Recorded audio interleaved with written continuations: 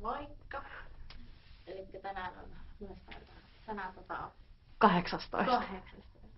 Ja tänään on tiistai ja mä oon ollut tänään treenaamassa biisiä omista keikkaa varten. Energyllä live-esiintyminen ja se on joskus ei kun 7 aikaa ja siellä esitän 6 biisiä ja 1 ei ole levyllä niistä. Ja se on ruotsinkielinen biisi. Ja nyt me ollaan, tai siis mä olin just äsken tossa, chattailin kuitenkin näiden ihmisten kanssa tuolla.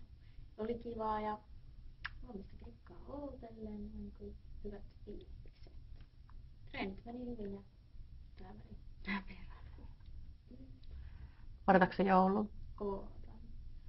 Mä itse asiassa ostanut ihan ensimmäisen oman joulukuusen. Mä en kannata semmoisia tekokuusia, koska mun mielestä joulun tunnelma kuuluu, että siinä on se oikee semmoinen siis kuusi, missä tippuu niitä neulas ja sitten tulee se hyvä tuoksu sinne niin joulun tuoksu sitten neulasta. Mulla on semmoinen valkoinen semmoinen kuusi, ja sitten laitan semmoisen punaisen. Niin. Eipä siinä. Oikein hyvää joulua kaikille ja rauhallista.